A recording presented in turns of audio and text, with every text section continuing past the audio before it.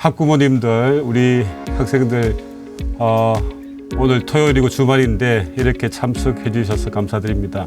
제가 다시 한번 인사드리겠습니다. GMB 페릴렉스 교육 대표이사 원종우입니다. 반갑습니다. 네. 우리 저하고 이름이 같은 우리 학생도 있네. 김종호 학생. 반갑습니다. 예. 반응 좋아요. 우리 GMB 페릴렉스 교육은 올해로 이제 21년 차입니다. 21년 차고 여러분들의 선배들이 300만 명이나 넘는 선배들이 GMB 캠퍼스를 졸업을 해서 지금 각 사회에서 또 중요한 역할을 하고 있고, 여러분들 잘 알고 계시는 여러분 손흥민 아시죠? 손흥민 축구선수 손흥민도 GMB의 강원도의 부안 캠퍼스에서 3년을 다녔습니다. 그래서 손흥민이 유럽에서 축구를 하면서 인터뷰를 할 때 자기는 축구도 잘하지만 영어도 잘한다 이렇게 자신하고 있고, 또 한국에 오게 되면은 GMB 캠퍼스에 와가지고 학생들 격려도 하고 그렇게 합니다. 오늘 소중한 시간이기 때문에 여러분들 잘 들어보시면은 여러분들이 앞으로 공부가 너무 재미있는 그런 과목이 될 수 있다고 생각이 듭니다. 자, 그러면은 앞에 이게 파워포인트 보이시죠? 자, 우리 부원장님이 제목을 말씀해 주셨는데 제가 제목을 어제 바꾸었습니다. 급하게. 우리 학생들이 많이 참석한다 해가지고 공부 천재 어렵지 않다. 공부 방법만 바꾸면.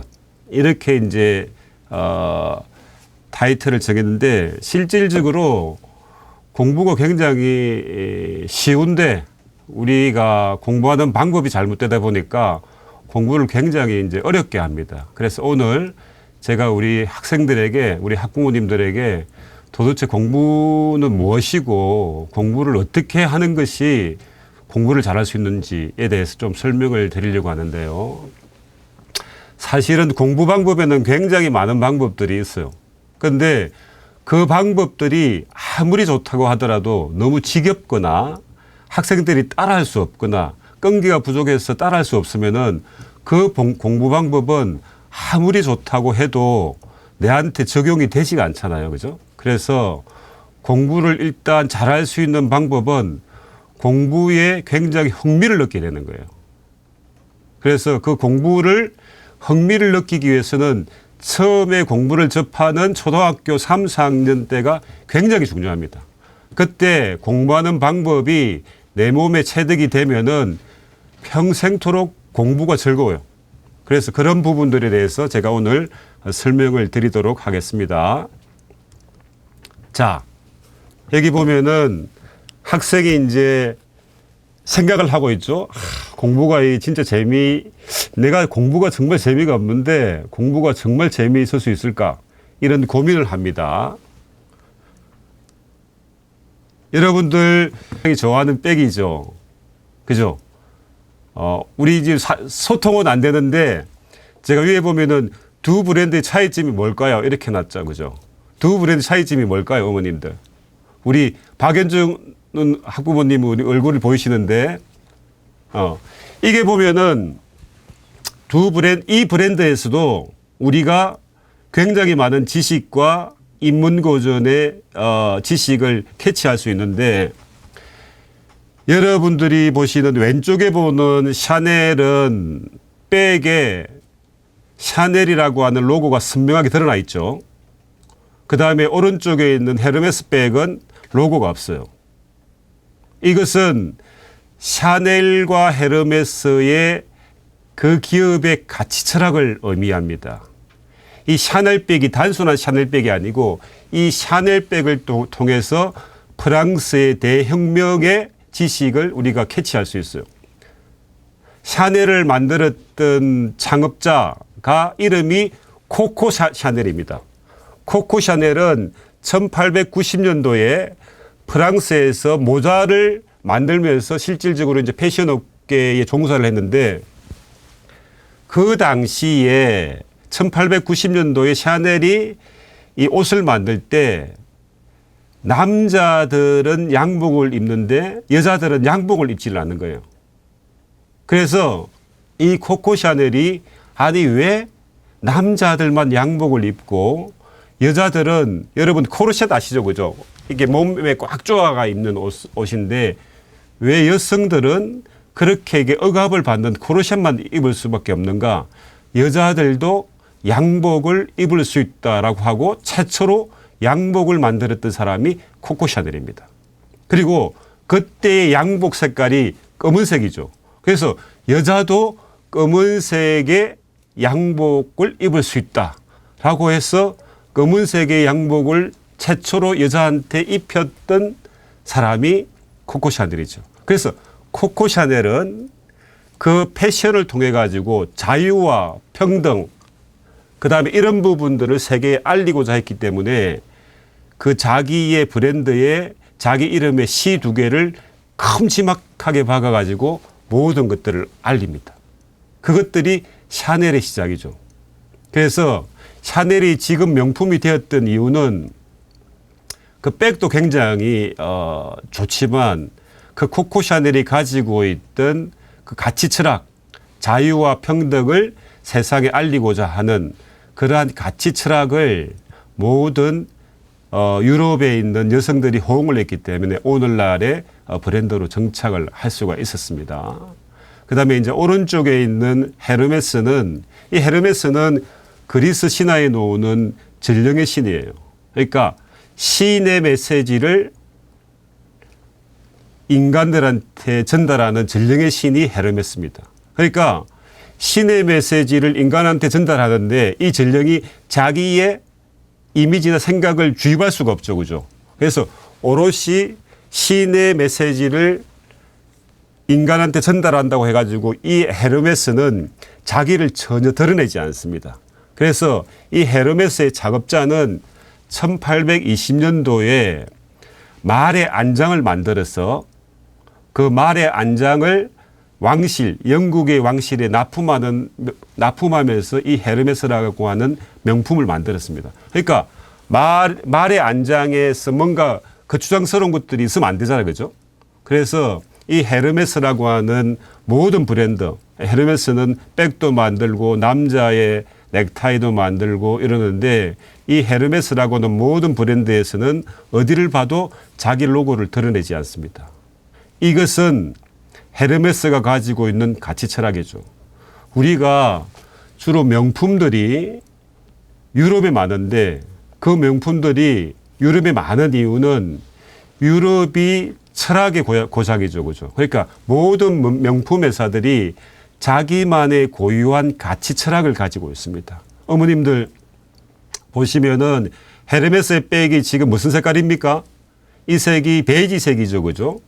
헤르메스 색이 베이지색이고 그다음에 우리의 명품들이 베이지색이 굉장히 많은데 그 베이지색이 굉장히 많은 이유는 유럽의 그 땅이 스케질로 되어 있습니다. 그 스케질이 우윳빛이죠. 그죠? 거기서 조금 색깔이 가미하면은 이런 베이지색이 나오는 거죠.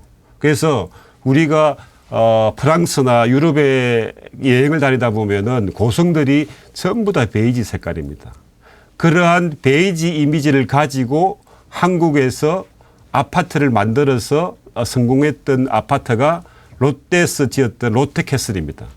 여러분들 롯데캐슬에 가보면은 전체적으로 고성처럼 만들어져 있고 집안의 인테리어들이 베이지색을 기준으로 해가지고 베이지색 조금 밤색 이렇게 가 있는 거죠. 그래서 이 인문 고전이 단순하게 어려운 학문이 아니고 우리 실생활에서 굉장히 많이 쓰이는 그러한 학문들이죠. 자, GMB의 그 본사가 대치동에 있습니다. 그래서 대치동에 있는데 제가 저녁 10시쯤 돼서는 퇴근을 하지 않습니다. 왜냐하면 대치동에 학원이 너무 많기 때문에 10시쯤 돼가지고 나가면은 어머님들이 학생들 데리러 오는 차 때문에 한 곧 장소를 지나다니는데 한 40분 걸리죠. 그만큼 이제 대치동에 학원이 많은데 그 대치동에서 유독 버스의 광고판에 보면은 영어나 수학 광고는 없어요. 전부 다 국어 광고밖에 없는 거예요. 그럼 왜 대치동에서 공부 잘하는 애들이 많이 모여 있는 대치동에서 국어 광고가 이렇게 유독 많은가 하면은 대치동에서 공부 잘하는 수능 1등급 학생들의 70%가 재수를 합니다. 재수를 하는 이유는 국어에서 실패하기 때문입니다. 그만큼 국어가 어려운 거죠. 물론 영어나 수학도 어렵겠지만 영어나 수학은 기본적으로 굉장히 쉽게 생각하는데 국어를 굉장히 어렵게 생각합니다. 결국은 이 보시면은 우리 이제 여러분들이 지금 초등학생이고 중학생이니까 고등학교 가면은 이제 수능 시험을 치지 않겠습니까? 수능 시험에 그 시간표 배정이 1교시가 국어고 2교시가 수학이고 3교시가 영어고 그다음에 이제 4교시가 사회 탐구 영역에서 정치 경제 이렇게 나오죠. 그런데 이게 왜 이런 수능 시간표가 있는가 하면은 이 수능 시간표가 여러분들 학생들이 공부하는 중요도의 우선순위죠. 그 우선순위가 국어가 제일 중요하고 그다음에 영어가 중요하고 그다음에 수학이 중요하고 그다음에 영어가 중요합니다. 그런데 기본적으로 국어 1교시가 80분을 주는데 45문제를 푸는데 80분 동안에 우리 학생들이 국어 지문을 읽어야 되는 글자 수가 2만 글자예요. 2만 글자. 페이지 수로 16페이지를 읽어야 된단 말이에요. 그렇게 많은 페이지 수를 읽고 국어 문제를 푼다는 건 사실상 불가능한 거죠. 그만큼 어려운 거예요. 그리고 그 국어 지문의 반이 비문학이에요. 비문학. 비문학이 뭔가 하면은 문학, 역사, 철학인 거예요. 그러니까 애들이 첫 시간부터 너무나 어렵게 생각해서 국어 시험에서 실패하면은 2교시인 수학이나 영어도 같이 실패하게 되는 거죠. 그래서 수능 1등급 애들이 70%가 재수를 하는 이유는 수학을 못 치고 영어를 못 치는 것보다도 국어에서 망하기 때문에 굉장히 그런 문제가 발생합니다. 보시면은 자, 이게 올해 2022년도 국어 시험에 나오는 이 지문이에요, 지문. 이 긴 지문을 읽고 세 문제를 풉니다. 이게 뭔가 하면은 우리가 이제 이 인문 고전에 나오는 경제 문제인데 이런 문제들이고 이 보면은 이게 올해 나왔던 국어의 문제인데 해겔이라고 하는 철학자의 지문들이 쫙 이렇게 나오는 거예요. 그러니까 우리 학생들이 기본적으로 시간도 없는데 이 문제를 읽고 이해해서 문제 푼다는 것들은 사실상 불가능한 것이고 그럼 어떻게 해야 되느냐. 사전에 이러한 인문학적인 배경 지식이 머릿속에 들어와 있어야 이 문제가 해결이 됩니다. 자, 여기 보면은 또 이제 우리 학생들이 수능 문제 중에서 암기 과목이라고 생각하는 사회 탐구 영역, 과학 탐구 영역 이런 데 보면은 이게 암기 과목이 아니고 그 사회 탐구 영역, 과학 탐구 영역의 모든 문제들이 인문 고전 속에서 있는 지문들이 다 나옵니다.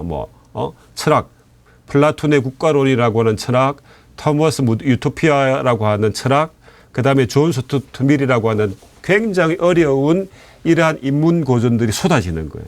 그러니까 이런 것들이 굉장히 이해하기도 어려운데 이것을 암기를 하니까 애들이 너무너무 공부가 재미없는 거예요. 그다음에 우리 학생들이 이제 수학도 어려웠는데 우리가 이제 잘못 알고 있는 것들은 수학은 계산을 하는 학문이 아닙니다. 수학도 문해력, 문장 해석 능력이 없으면 수학 문제를 풀 수가 없어요. 우리가 수학이 국영수, 수학이 메인 과목으로 중요한 비중으로 학교에서 공부하는 이유는 계산을 잘하기 위해서 수학을 배우는 것이 아니고 논리적인 사고, 추론적인 사고를 기르기 위해서 수학 문제를 배웁니다. 사실은 수학을 논리적, 추론적으로 접근하면은 굉장히 쉬운 학문인데 이것을 개념을 외워서 문제를 풀려고 하니까 수학 문제가 굉장히 어렵고 중학교, 고등학교 가면은 수포자들이 양산되는 거죠. 자, 이것은 영어 문제인데 어머님들. 수능에서 영어 1등급을 받으려고 하면은 문장을 해석을 한다고 해가지고 그 문제를 풀 수가 없습니다.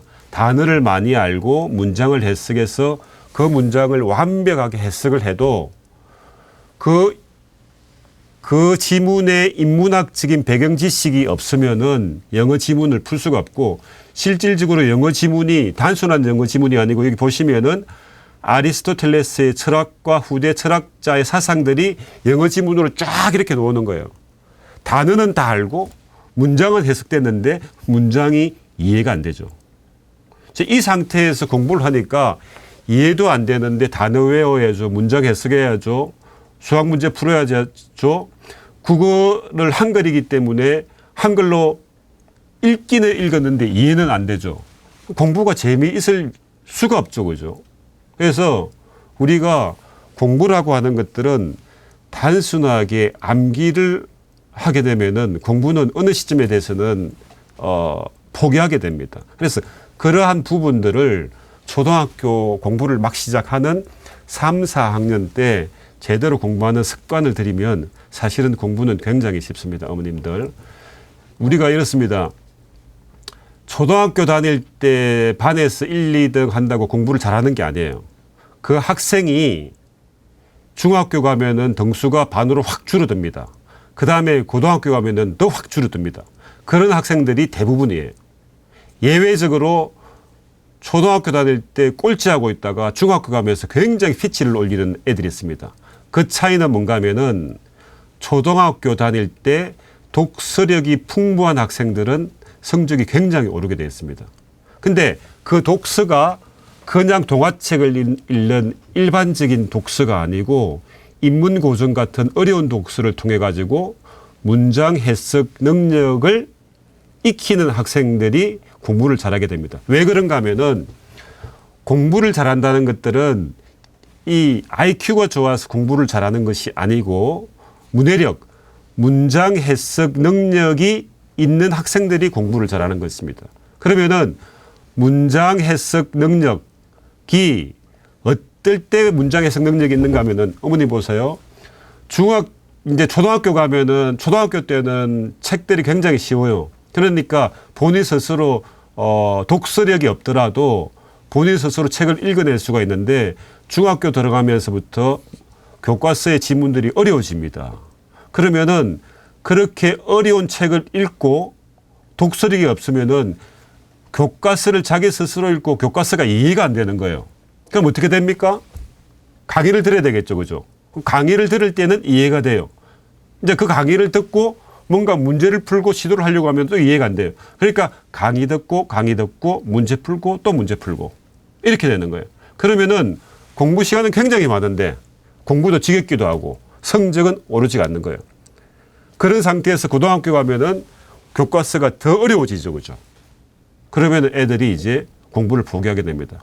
할 수 없이 공부를 해야 되니까 막 암기해가지고 그렇게 해가지고 자기가 원하지 않는 대학을 가고 그렇게 되는 거죠. 그래서 지금의 공부 방법으로 공부를 하게 되면은 본인이 원하는 대학을 들어갈 수 없습니다. 그 다음에 본인이 원하는 대학을 설사 들어갈 수 있다고 해도 본인이 원하는 직업을 가질 수가 없습니다. 그리고 본인이 원하는 직업을 가졌다고 해도 그 직업에서 자기가 성공을 할 수가 없어요. 제가 GMB를 창업을 1999년도에 했는데 GMB 창업하기 전에 10년을 삼성에서 근무를 했습니다. 그래서 삼성에 이제 들어가기도 어렵지만 삼성에서 들어가서 삼성에서 우수한 그러니까 인재가 되려고 하면은 기본적으로 어머님들 보고서를 잘 지어야 돼요. 보고서. 그죠?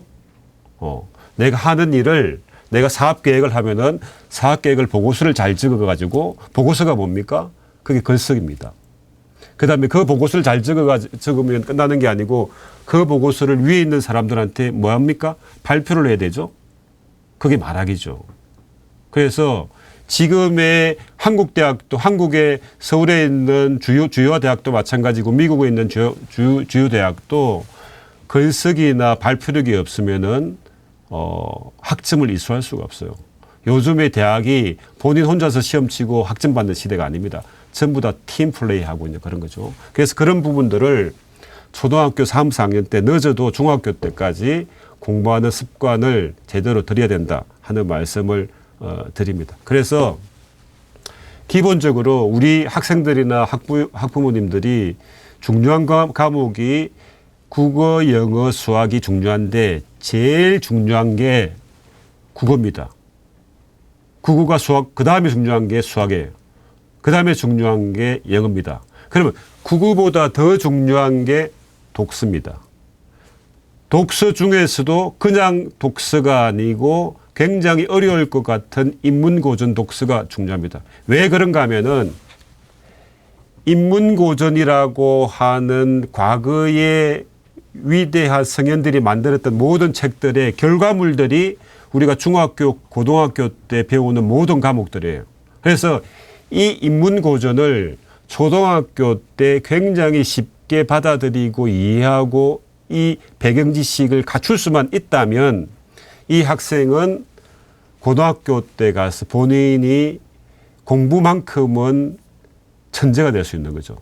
본인이 만약에 반에서 꼴찌한다면은 그 친구는 반에서 10등에서 갈 수 있고 10등 하는 애들은 반에서 1등 할 수가 있고 1등 하는 애들은 전교 1등하고 전교 1등 하는 애들은 수능에서 만점에 도전할 수가 있습니다. 이 뒤에 제가 설명을 실질적으로 드릴 겁니다. 그래서 공부는 문해력입니다.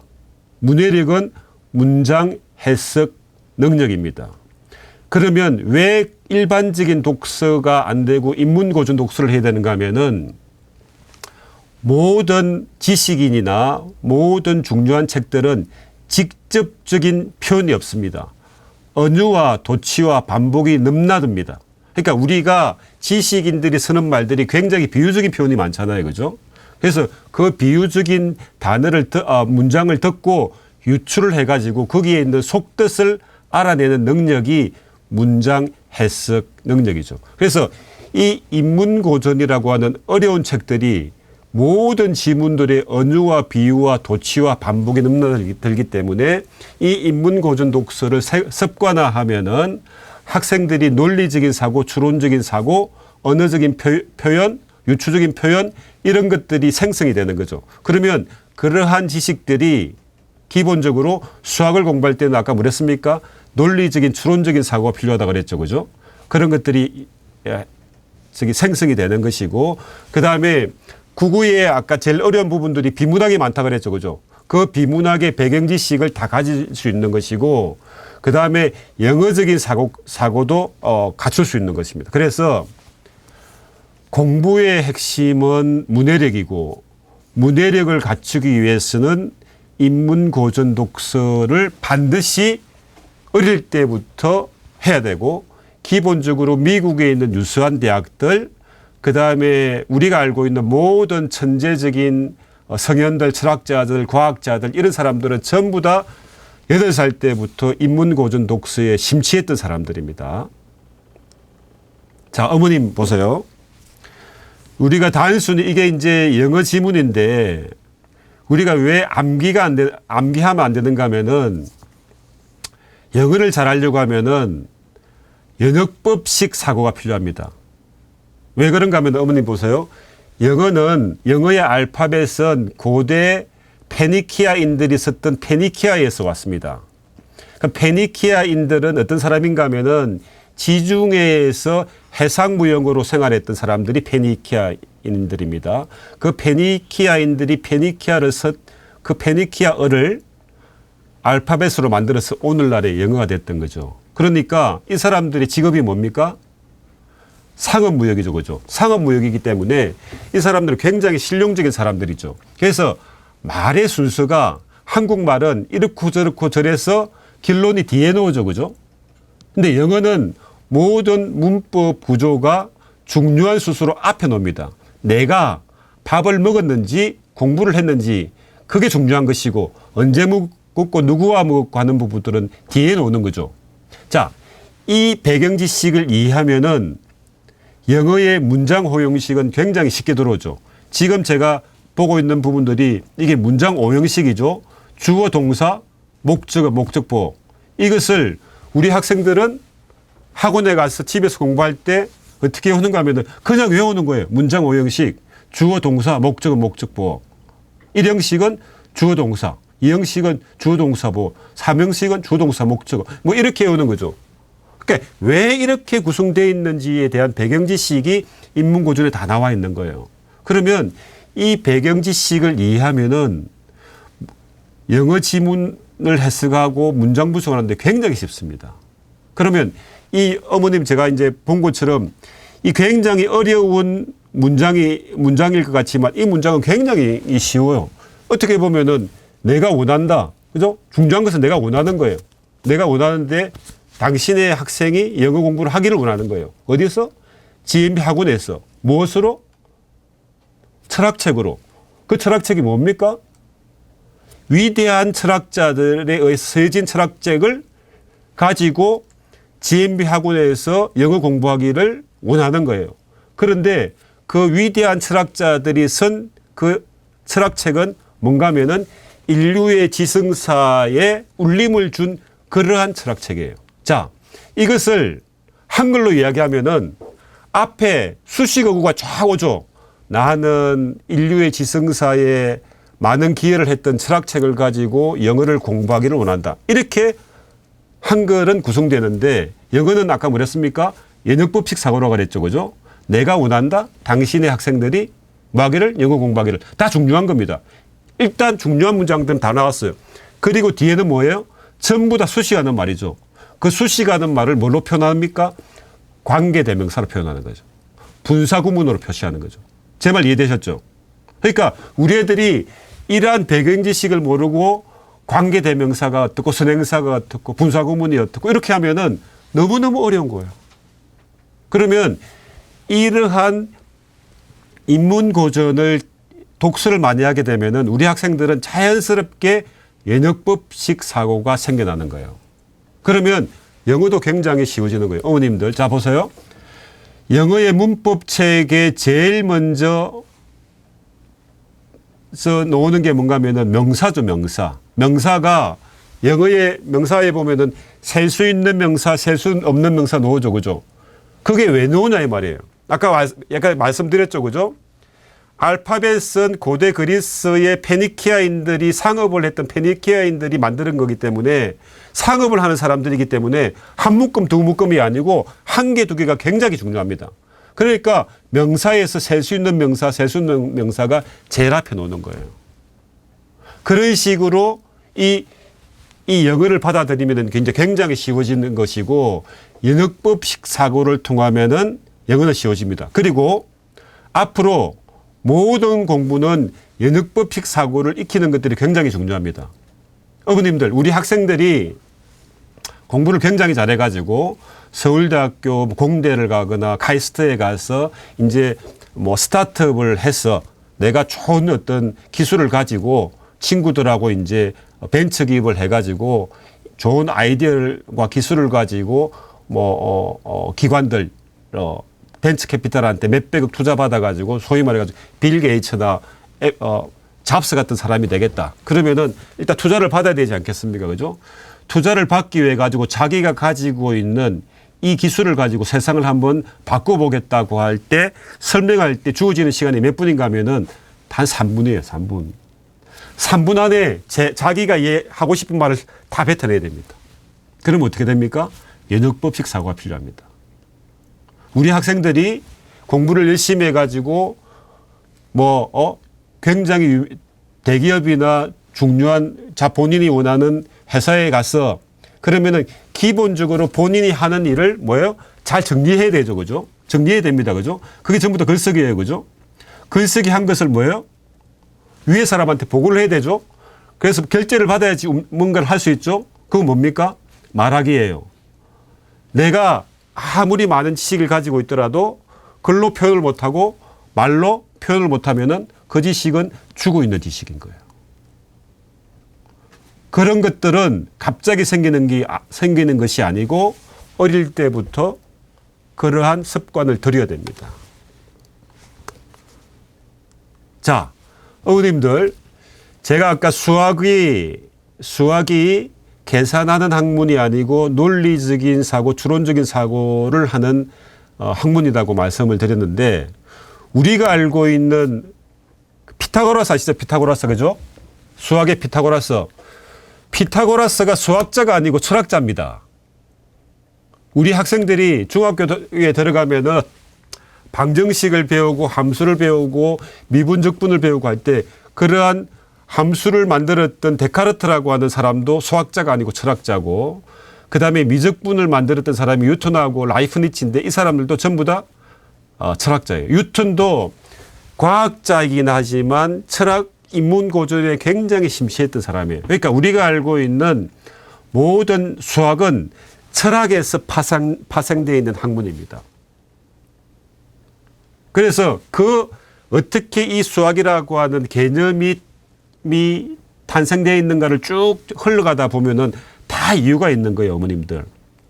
우리가 제가 위에 보면은 x 플러스 1 이꼬르 3, 이 굉장히 쉬운 방정식이죠.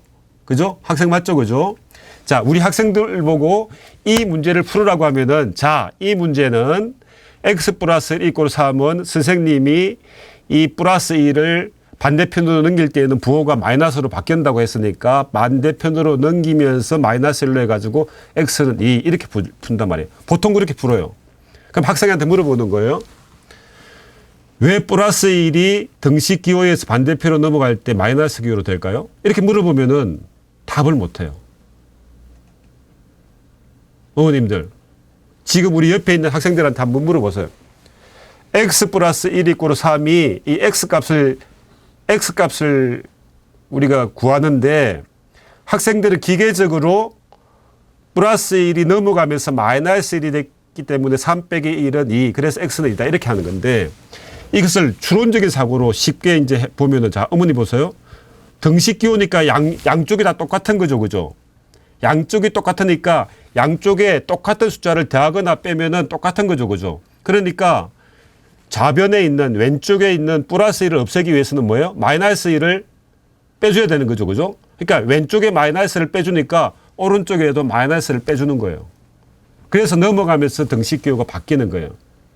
자, 이것은 굉장히 단순한 건데 수학을 단순하게 외우게 되면 넘어가면서 마이너스로 간다고 생각하는 것이고, 그걸 모르더라도 생각을 열어서 논리적인 추론적인 사고를 하면은 그냥 넘기면서 마이너스 1이 되는 이유를 압니다.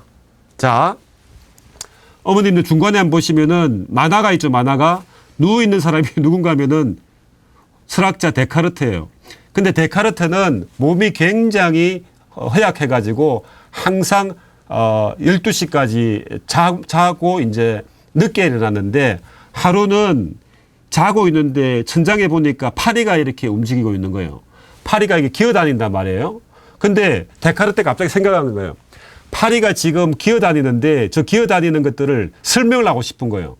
근데 설명을 할 수가 없잖아요. 그죠? 파리가 오른쪽으로 기어다니는데 왼쪽으로 설명을 할 수가 없으니까 전등, 천장에 있는 전등을 보고 전등을 0으로 보고 전등에서 오른쪽으로 2칸, 위쪽으로 2칸 이렇게 옮기면 된다라고 본인이 퍼뜩 생각한 거예요. 그래서 거기서 좌표가 나온 거예요. 좌표가 중심이 0이죠. 그죠? 0이 전등이고 그다음에 좌표 지점이 파리입니다. 파리가 움직일 때 좌표가 오른쪽으로 2칸, 위쪽으로 2칸 옮기는 게 수식으로 표현한 게 X값, Y값 이렇게 되는 거예요. 이 함수를 누가 발견했는가 하면은 데카르트가 발견한 거예요. 이 함수가 있어야지 뭐가 있는가 하면은 방정식이 생기고 함수가 생깁니다. 그러면 이 개념이라고 하는 것들을 함수라고 하는 것들 그냥 외우기보다도 이러한 배경 지식을 알면은 굉장히 재밌습니다. 여기는 이제 고등학생이 없는데 어머님들 고등학교 다닐 때 미분적분 배웠죠? 기억은 안 나지만 어쨌든 이름은 알고 있죠. 그죠? 그죠? 근데 미분적분이 굉장히 어려운데 이게 왜 어려운가 하면은 개념을 몰랐어요. 개념. 미분이 뭡니까? 미가 한자로 짜를미입니다. 짜를미. 굉장히 잘라서 적이 뭐예요? 사흘적. 다시 이어붙인다는 거예요. 그러니까 미분은 굉장히 짧게 잘라가지고 이어붙이는 수학 공식인 거예요. 그러니까 미분적분이라고 하는 개념만 정확하게 이해를 하면은 기본적으로 수학도 굉장히 쉽습니다, 어머님들. 그래서 수학을 잘하는 방법도 인문고준의 독서가 돼서 논리적인 추론적인 사고가 되면은 굉장히 쉬워집니다. 어머님 보세요. 이게 이제 우리 학생들이 수능 시험 칠 때 사회 탐구 영역에 나오는 정치, 경제, 법, 윤리, 사상, 과학 탐구 이런 것들이 모두 다 인문고준이라고 하는 이런 책들에서 다 나옵니다. 그러니까 이 어려운 책들을 외우기만 하니까 굉장히 재미가 없는 거예요. 자, 그래서 기본적으로 공부는 외우는 것이 아니고 공부는 내가 문해력이 굉장히 이제 중요하다고 말씀을 드렸고 그러면은 그 문해력을 초등학교 3, 4학년 때부터 늦어도 중학교 때부터 어떻게 문해력을 익히는가 하면은 그 세계 3대 천재들의 생각열기 학습 방법이라는 게 있습니다. 이 세계 3대 천재들의 생각열기 학습 방법을 GMB 패릴렉스의 학원에 와서 습관화 드리는 방법을 제가 이제 말씀을 드리는데 어머님들 어려운 책들을 왜 어려운가 하면은 어려운 책들을 읽기 싫어하는 이유가 뭔가 하면은 책을 읽을 때 이해가 안 되기 때문에 어려운 거죠. 그래서 책을 읽을 때는 이해를 하려고 읽으면 안 되고 그냥 읽으면 됩니다. 읽는데 이해가 안 된다. 그러면 넘어가는 거예요. 책을 넘어가는 겁니다. 그리고 두 번째 읽을 때 또 읽다 보면은 조금 이제 이해가 되죠. 그죠? 그러니까 조금씩 읽으면서 이해도를 조금씩 갖춰 나가는 것이지 처음부터 모든 것들을 완벽하게 이해하려고 하면은 시작도 못하고 공부가 어려워집니다. 그래서 책을 읽을 때는 처음에 정독을 하는 것이 아니고 통독, 대충 읽는 거예요. 대충 읽으면서 어떻게 하는가 하면은 내가 읽은 문장을 내가 정리를 해봅니다. 손으로 정리를 합니다. 그래서 공부는 눈으로 하는 것이 아니고 손으로 하는 겁니다. 그러니까 공부를 잘하는 모든 학생들이 스브노트라고 하는 노트가 있습니다. 그것은 책을 읽으면서 내가 중요한 문장들을 기록을 해보는 겁니다.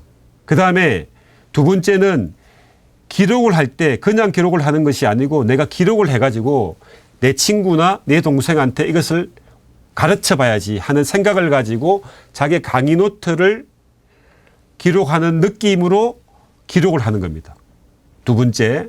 세 번째는 애들이 굉장히 좋아하는 건데 내가 이제 읽었는데 이해는 안 했지만 이해됐던 부분들만 기록을 하고 그 이해됐던 부분들을 친구한테나 내가 동생들한테 막 가르쳐 본다는 느낌으로 아니면 자기가 스스로 막 이게 이야기해보는 느낌으로 강의 노트를 만드는 그것을 그림으로 표현을 해보는 겁니다.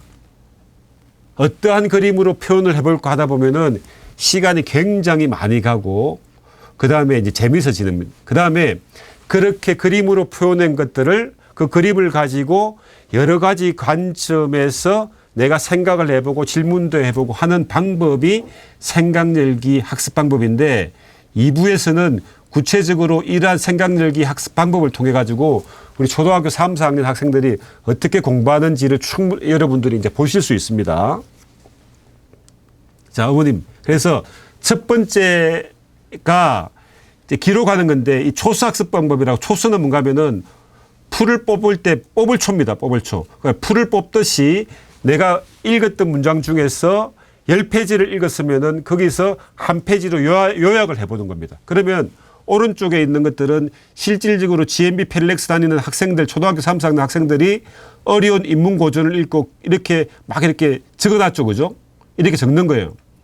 근데 여기는 정답이 없어요. 왜냐하면은 자기가 이해한 것만 이렇게 적어 놓으면 되니까 이렇게 초수하는 방법을 하는 것들이 이렇게 공부하는 방법은 대한민국에서 공부를 제일 잘했던 사람이 다산정약용 선생님이 했던 초소학습 방법이 지금 여기에 들어와 있는 겁니다. 그 다음에 두 번째는 그렇게 적었던 요약했던 내용을 가지고 이게 보시면은 학생들이 옆에 친구들한테 이렇게 막 설명을 하죠. 그죠? 설명하는 것들이 이제 가르치는 학습 방법입니다. 자, 내가 읽어가지고 요약을 했던 것들을 설명을 하는데 설명이 잘 안 돼요. 그러면 뭡니까? 이해가 안 된 거죠. 그럼 다시 돌아가서 책을 읽어보고 다시 모르는 부분들을 체크해서 또 다시 설명해보고 하는 과정에서 내가 이제 이 읽었던 책들이 완벽하게 이해가 됩니다. 그 다음에 그렇게 읽었던 책들을 이렇게 그림으로 표현해 보는 겁니다. 이렇게 잘 그릴 필요는 없습니다. 내가 그림으로 어떻게 표현을 할 것인가라는 것들을 스케치를 해보는 것이고, 만약 스케치가 안 되면 글로서 내가 읽었던 그 문장들, 그 다음에 요약했던 것들을 어떠한 그림으로 그려볼 것인가라고 생각을 하는 순간에 내가 공부했던 것들이 정리가 됩니다, 어머님들. 자, 그렇게 해서 이렇게 이제 애들하고 발표하고 질문하고 하는 겁니다. 자, 어머님 보세요. 인문고전 독서가 이제 왜 중요한가 하면은 세계의 유명한 대학들이 있는데 왼쪽에 보면은 미네르바 스쿨이라고, 이 미네르바 스쿨은 2014년도에 만들어진 건데 기본적으로 지금 공부 잘하는 학생들이 하버드보다도 더 가기를 원하는 학교입니다. 이 학교인데 이 학교는 캠퍼스가 없어요. 그러니까 캠퍼스에 모여가지고 공부를 하는 것이 아니고 전부 다 이렇게 온라인으로 수업을 합니다. 이 온라인으로 수업을 하는데 교수님이 두 분이 들어오시는데 교수님의 마이크가 꺼져 있어요. 교수님의 마이크가 꺼져 있는 이유는 여기는 교수님이 가르치지를 않습니다. 그럼 어떻게 공부하느냐? 본인이 인문고전 책들을 300페이지, 400페이지를 읽고 자기가 정리를 해와서 여기서 토론하고 발표합니다. 그리고 방학 때가 되면은 이제 모여가지고 전 세계 7대 도시를 다니면서 구글이나 애플이나 한국의 네이버나 이런 회사에 와가지고 이제 실습을 하는 거예요. 이렇게 하고 졸업하는 학교입니다. 그 다음에 이 중간에 있는 세인트 존스 대학교는 미국에서 굉장히 유명한 대학교인데 이 학교는 전공이 없습니다. 그러니까 법학, 경제학, 윤리학 이런 것이 없고 대학 4학년 동안 들어가서 인문고전 100권만 읽고 토론하고 발표하고 글쓰기하고 졸업합니다. 그런데 이 학교가 들어가기 너무너무 어려운 거예요. 왜 그렇게 하는가 하면은 인문고전이 모든 지식의 핵심 키라고 생각하기 때문이죠. 오른쪽에 있는 시카고 유니버시티는 시카고 대학을 졸업한 학생들 중에서 82명이 노벨상을 수상한 사람들입니다. 원래 시카고 대학은 굉장히 삼류 대학교인데 1930년도에 허킨슨이라는 총장이 오면서 앞으로 시카고 대학을 졸업하기 위해서는 인문고전 100권을 달달달 읽고 외우고 토론하고 발표하고 글쓰기를 못하면은 졸업을 시키지 않겠다라는 시카고 플랜이라고 하는 프로그램을 도입하면서 이 시카고 대학이 굉장히 유명한 대학이 됐고 그 이후에 노벨상이 82명이 쏟아지는 겁니다. 그러니까 세계의 명문 대학교는 인문고전 독서에 굉장히 열광하는 대학교들이죠.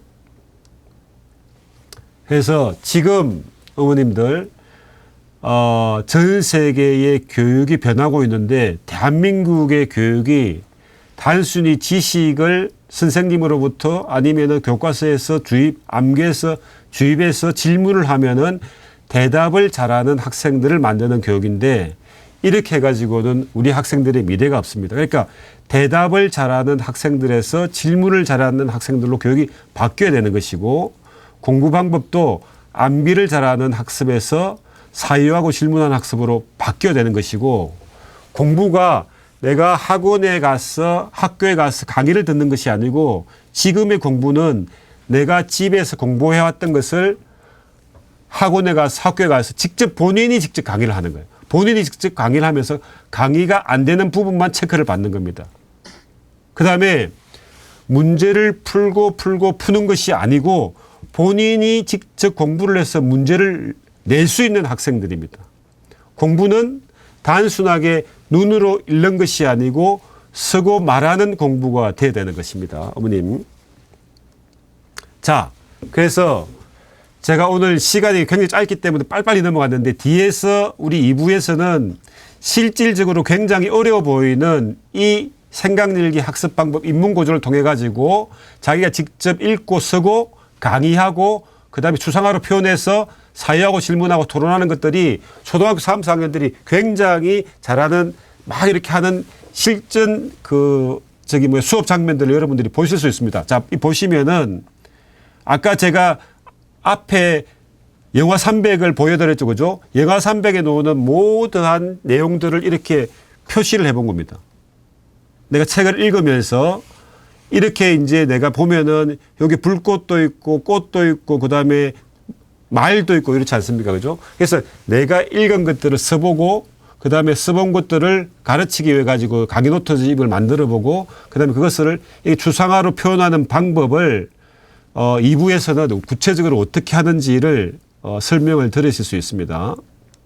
자, 그래서 어머님들 이 로고가 보이시죠, 그죠? 그래서 이게 GMB 이제 펠렉스의 로고인데 왼쪽에 있는 사람이 플라톤입니다. 그래서 그 플라톤이라고 하는 철학자가 그의 제자인 아리스토텔레스의 손을 잡고 이렇게 걸어가는 장면인데 GMB 펠렉스 교육에서는 기본적으로 공부는 단순히 지식을 주입하는 것이 아니라 우리의 학생들의 영혼이 지혜에 배고파하도록 만드는 그런 교육을 시키려고 GMB 펠렉스가 모든 프로그램들을 그렇게 바꾸고 있습니다, 어머님들. 그래서 오늘 제가 한 50분 정도 짧은 시간 동안에 강의를 했는데 이 강의가 좀 부족한 부분들이 있기 때문에 어머님들 이 캡처를 좀 해주시면 좋을 것 같은데요. 유튜브나 네이버에 들어가시면은 생강절기 학습법, 그 다음에 GMB 펠렉스 아니면 원종호 이렇게 치면은 제 강의가 있습니다.